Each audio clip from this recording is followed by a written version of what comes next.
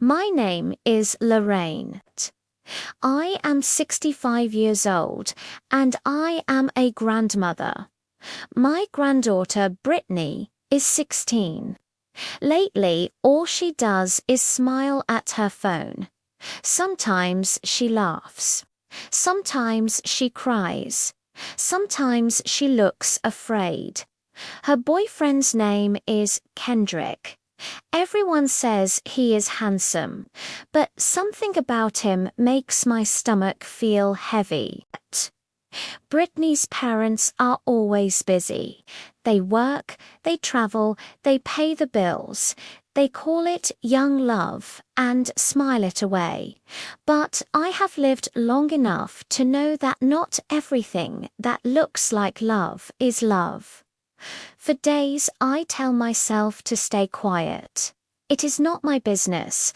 Maybe I am imagining things.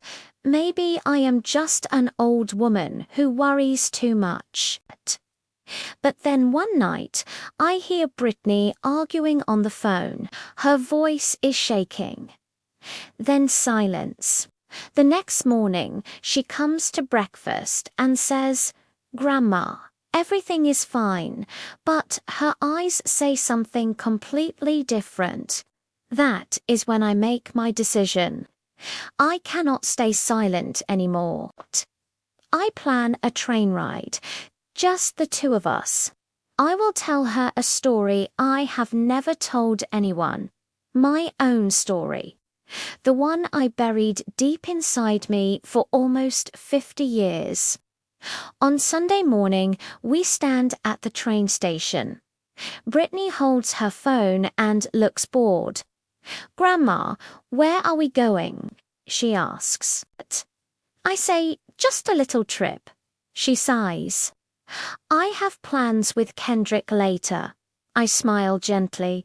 "You can tell him you will be late." She rolls her eyes, the way teenagers do when they think time is endless. But I know better. I know how fast life can change. We sit together as the train begins to move. After a moment of silence, I say, "Brittany, can I tell you a story?" She looks up from her phone and says, "Sure, Grandma, you always have stories." I take a slow breath and begin. "When I was your age, I met someone. His name was Bowen." Brittany's eyes widen a little. "You had a boyfriend?" she asks. "Yes," I say quietly, "and I thought he was mine forever." She asks what happened. I hold her hand gently and say, "Sometimes love begins with flowers and ends with silence." Her smile fades. "Grandma, you are scaring me." "I don't want to scare you," I say. "I just want you to listen." I tell her everything. Bowen was kind and funny at first. He told me I was special. He called me every night and said he missed me. It felt like love. But one evening I missed his call because I was studying. The next day he was furious. He said, "Who were you talking to? Why didn't you call me back?" I laughed, thinking he was joking. But he wasn't joking at all. Slowly, Bowen began to control everything. What I wore, who I spoke to, where I went. He always said it was because he loved me too much. But love was not what I felt when I was around him. What I felt was fear, and I was too young to understand the difference. Brittany is quiet now. Her phone is in her lap, forgotten. I continue. One evening, Bowen came to my house furious because I had spoken to a boy in class. He shouted, he made me feel small and worthless. That night, something became very clear to me. Real love does not make you feel small. Real love makes you feel safe. Brittany looks down at her hands. Then softly, she says, Grandma, Kendrick gets angry sometimes too. He says it is because he loves me too much. That is why he gets jealous. My heart stops for a moment. I look at her and say gently but clearly, Brittany, when someone says they love you but makes you feel afraid, that is not love. That is control. She opens her mouth to respond, but then her phone vibrates. She picks it up and her face turns pale. I ask who it is. She whispers, It is Kendrick. He is angry. He says he knows I am with you. He wants to know why I did not tell him. Her hands begin to shake, Grandma. He says he is coming here. I feel a cold chill move through me. It is the same pattern, the same danger. Only this time, it is not me sitting in that fear. It is my granddaughter. Brittany, I say firmly, you do not have to see him. She looks at me with confusion and something that breaks my heart completely.